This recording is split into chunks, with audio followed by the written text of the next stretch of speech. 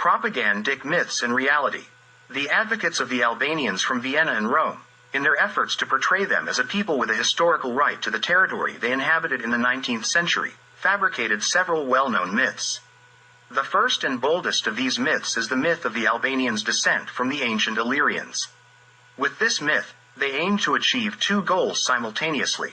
First, to take away a part of history from the Serbs and attribute it to the Albanians. Second, to present the Albanians to the world as descendants of a glorious, cultural, and ancient people. They associated the Illyrians, as the ancestors of the Albanians, with the Thracians and Dacians, which also included the Sarmatians and Veneti, implying that a significant part of Europe was Albanian territory. Armed with this myth, the Albanians took over the historical right to the entire Serbian territory. It was made to appear as if the Serbs had come to Albania, rather than the Albanians coming to Serbia. This myth has fostered the idea of Greater Albania among Albanians and their claims to Serbian territories, serving as a moral cover for Albanian terrorism over the past 150 years. The creators of this myth must have been aware that the Albanians, a Caucasian tribe, settled in Serbia in the mid-11th century. There is contemporary evidence of these events, which can be verified through ancient and medieval writers, linguistics, ethnography, archaeology, anthropology, and more. We will provide several decisive and indisputable testimonies in support of defending historical truth and debunking false myths. Herodotus, Illyrian tribe of the Veneti. I. 196, English translation by George Rawlinson. The Illyrian tribe of the Veneti. French translation by P.H. E. Legrand. Les Venetes de cet Illyrian. Titus Livius. Veneti, who are called Veneti. Lib. I. 1. T. Livy. Enitos. Veneti Appellati. Rawlinson's commentary. The Veneti or Heneti are the same with the Veneti of later times. Herodotus proved all of this when he mentioned the Veneti, who were Illyrians, I. 196, and also the Veneti at the bottom of the Adriatic, v9, and the Veneti in Asia Minor. The question of who the Illyrians were as a people was resolved by the father of history, and all other ancient writers confirmed him. Roman Illyricum encompassed the Thracians and Dacians. Regarding the Thracians, Herodotus says, "The Thracians are the most numerous people in the world, at least after the Indians." v. 3. The people whom Herodotus calls Thracians, known as Roshians in Serbian, Leonikos Chakokondyles calls Tribali, the common name for Serbs among Byzantine writers in the Middle Ages, and he says, "I have reliable information that the Tribali are the oldest and largest of all peoples in the world." 43. I. 17. Orbini includes the main Slavic tribes among them, the Goths, Dacians, Thracians, and Illyrians. 30. SHPP. The Byzantine Theophylact, from the 7th century, confirms that the Getae are Slavs. Getae, seu quod item est, Sclavini. In the Getaic territory that Theophylact visited, there were no other Slavs besides the Serbs. In the Holy Scripture, ancient Macedonia is referred to as the Gethic land, Gethia. Many Eastern writers, including the Arab geographer Idrisi from the 12th century, called Serbia, Getulia. Ancient Macedonia extended to the Adriatic Sea through the territory of modern-day Albania. Robert Latham says, "The present writer considers the Daci, then, Western and Eastern, as Slavonic." 28. Page 112. Ancient writers who mention Serbs by name as a people of ancient Illyria include Appian of Alexandria, 1st century AD, lib. by 1-2, Claudius Ptolemy, 2nd century AD, Ptolemeus, Pliny the Elder, 1st century AD, 3. 26. Strabo, 1st century AD, 7, 5, Dion Cassius, 2nd century AD, Dion Cassius, Eusebius Pamphili, 3rd century AD, Eusebios Pamphile, John Zonaras, 11th century, Joannes Zonera. Leopold Rank, regarding the state of affairs in the 9th century, says, "The entire territory was Serbian from the Danube to the Adriatic and to the archipelago." 29. Page 2. The abbreviator of Strabo, in the 10th century, says, "Slavs occupied the whole of Epirus." In Epirus, there are 3 toponyms related to the Serbian name even in ancient times. Regarding the Dardania region, The Albanians did not arrive before the 14th century, and by the end of this century, they constituted only about 2% of the population, according to documents from that time. Conspirators and falsifiers of history aimed to link the Albanians to Dardania, Kosovo, and Metohija. The stories about the Illyrian origin of the Albanians began with Austrians. J.G. Hahn around 1860 and later N. Jokl and German G. Weigand. Among Croats, the most prominent was Henrik Berik, an Albanologist and a professor at the University of Belgrade. He claimed that we Serbs adopted Dardanian names through the Albanian language.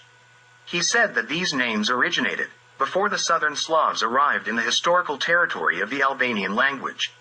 In his book, Introduction to the History of the Albanian Language, published in Pristina in 1955, Berik claimed that names like Nasis for Niš, Skupi for Skopje, Astabas for Stip, and Skardis Mons for the Sar mountain were of Albanian origin. This assertion was accepted by his Serbian colleagues from the University of Belgrade and the University of Novi Sad, as well as academics, including Pavla Ivic, a legendary linguist from the Serbian Academy of Sciences and Arts. Sanu, who was also a Catholic, and archaeologist Gerashanin, followed by others.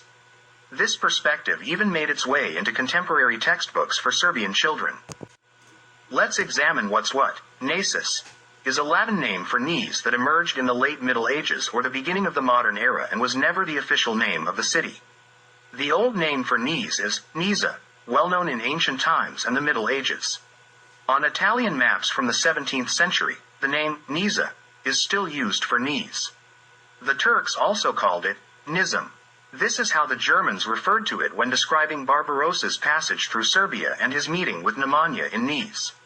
As you can see, the falsifiers have struggled with the name of this city. Berik mentions Skopje in an Albanian manner, Shkupi, not Skupi, as mentioned by foreign writers. Skopje is the same as Kopi, a toponym derived from workshops, much like Stitter, Tuller, etc., places where spears were made. Let these gentlemen find the word for spear in the Albanian language. Astibos is a Hellenized name for Stip, which Berik writes in an Albanian way as Shtib. Now comes the pinnacle of falsification, Skardis Mons, for the Sar mountain. It is actually Sarbuz, or Sardis Mons, which means the Serbian mountain, as the mountain range starting from Sara was called the Serbian mountains in ancient times, as we have already mentioned. According to these scholars, even the Serbian name is of Albanian origin. So, professors and academics, carry on with your titles. In the meantime, a new generation of falsifiers has emerged, replacing the likes of Ferzančić, Berik, Ivic, Gerashanin, and Sređević with new keepers of the conspiracy flame. Radic, Lomo, Sirkovic, Mihaljic, and others. The collection of scientific papers by the group of academicians from the Serbian Academy of Sciences and Arts, SANU, edited by Milutin Gerashanin and published in 1988 under the title Illyrians and Albanians, stands as a monumental testament to ignorance, manipulation of facts, and submission to the conspiratorial science. SANU has never discredited itself and brought shame upon its reputation as it did with this collection. The very title reveals the agenda they sought to prove. Establishing a connection between the Albanians and the Illyrians is impossible through history and science in general, except for the part of the Albanized Serbs from the Ottoman period. Discussing everything they have claimed in this context would be a futile waste of time, as it is all arbitrary and without any evidence, merely serving the theme of the title itself. Let's first take a look at the conclusion of the discussion, by the editor of the collection, academician Milutin Gerashanin. With the migration of the Slavs during the 6th and 7th centuries, Slavic toponyms spread strongly, including in southern Albania, which is a clear reflection of the massive Slavic migration. 48, page 363. If this were the case, as Gerashanin claims, it would be an exception in all of history and the entire world for newcomers to provide toponyms rather than the indigenous population. Then, similarly to the Vlachs, the remnants of Romanized population in the mountains, Albanians are not Romanized population, my note, who, like shepherds, withdrew during the population migrations and Slavic settlement.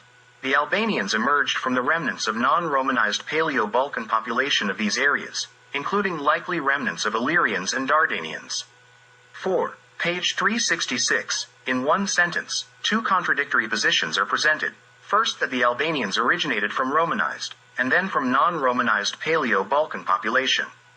The latter part of the sentence referring to Illyrians and Dardanians is paradoxically accurate because when the formation of the Albanian nation began in 1878, it included parts of Illyrians and Dardanians represented by our Arnautoshi, i.e., Islamized Serbs. Then comes the pinnacle of knowledge from our communist academics when Garishanen says, based on everything said, the most acceptable solution in the current state of scientific research can be emphasized.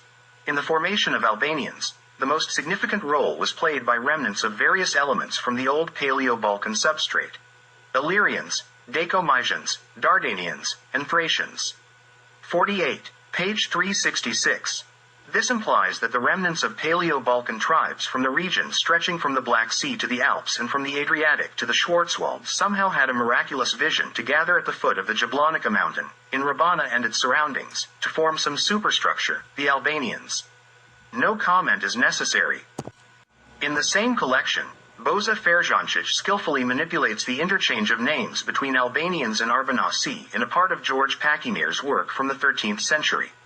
4. Page 293. At that time, there were two names, Albania and Arbanan. Albania referred to the Angevin Albania around Belgrade and Durazzo, and this name had no connection with the Arbanasi who inhabited Arbanan. In modern times, the name Albania implies Arbanan, and the name Albanians implies Arbanasi, but this was not the case in the 13th century. Back then, Albanians referred to Serbs, whom Pakimirs correctly called Illyrians. In the region of Angevin Albania, Arbanasi spread only during the Ottoman period. In the 13th century, Arbanan extended north of the Devol River and did not cross this river.